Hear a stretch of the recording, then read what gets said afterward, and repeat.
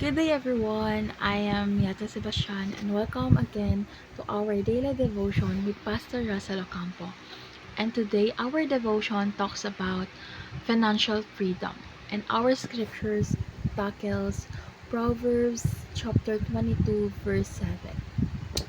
Proverbs chapter 22 verse 7 NIV version, the rich rule over the poor and the borrower is slave to the lender. Proverbs chapter 22 verse 7 ASND version. Ang mayaman ay namumuno sa mahirap at ang nanghihiram ay alipin ng nagpapahiram.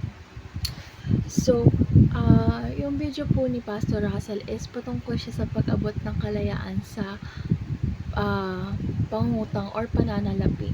Tinalakay niya ang mga prinsipyo at hakbang na makakatulong sa bawat isa upang makalaya sa utang at magkaroon ng mas maayos na pamamahala sa kanilang mga yaman.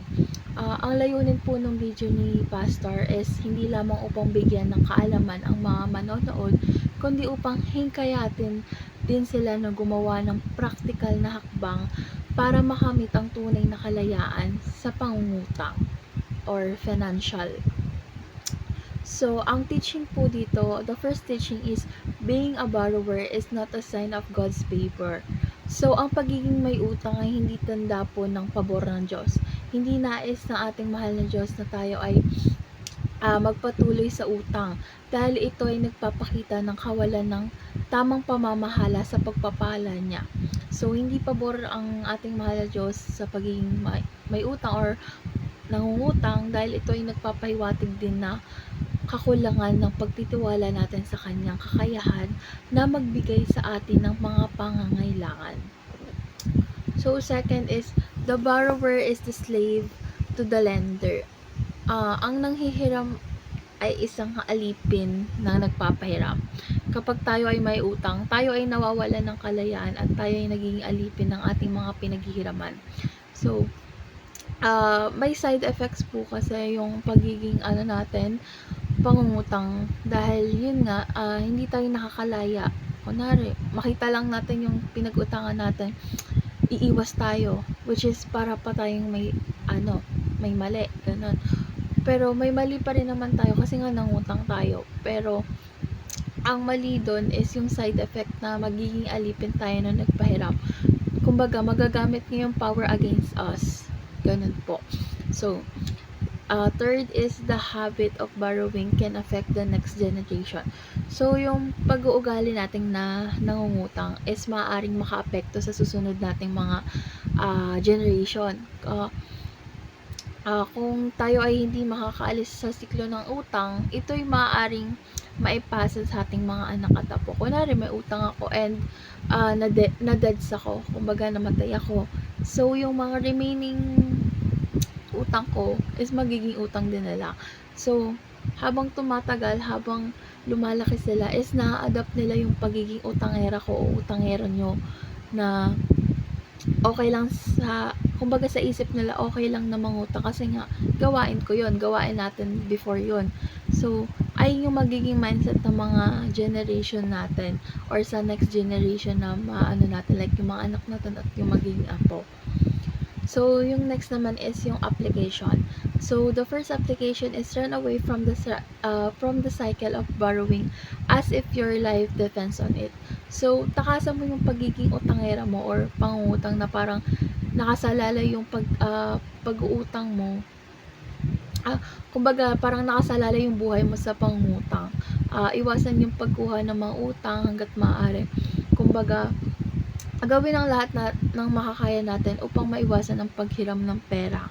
So, matatalakay natin yung mga principles na pwede nating magawa para maiwasan natin yung paghihiram ng pera mamaya sa discussion. So, second is trust that God's provision is enough and commit to live with our means. So, magtiwala na ang sapat na merong sapat na provision ng ating mahal na Diyos at magpatuloy na mabuhay ayon sa abot ng ating makakaya.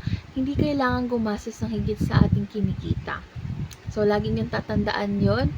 So, last na application is aim to be a giver and not a borrower. So, layunin na maging tagapagbigay tayo kaysa manghiram. Kasi maging mapagbigay sa kapwa at iwasan ng pangungutang. So, para sa akin, mas nakakaluwag kasi yung magiging mapagbigay na lang tayo kaysa mangutang. Kasi, kapag nangungutang kasi tayo, ang daming side effect guys. As in, mahihirapan ka talagang hanapin yung ipambabayad mo, lalo kung yung sweldo mo is average lang or nasa mid lang, ganun. Kaya, mas okay na maging giver or mag-aim tayo na maging giver kaysa sa borrower. So, last is our discussion. So, our discussion talks about what a practical step can we ulit. What a practical step can we take towards being a giver away from being borrower. So, dun sa video ni Pastor Russell or ayon sa video ni Pastor Russell is maaari tayo magsimula sa pamamagitan ng paggawa ng maayos na budget or pag-stick dito. Mahalaga rin sa buhay natin ang pagtitipid at pag-iwas sa mga hindi kinakailangang gastos, ang pag-prioritize ng pagbabayad ng utang at pagbuo ng emergency fund ay makakatulong upang maiwasan ang pangangailangan ng pangungutang. So, una dito is maghanap tayo ng karagdagang pagkikitaan o dagdag na kasalukuyang trabaho or part-time job upang madagdagan ng maliit or average nating kita sa una nating trabaho.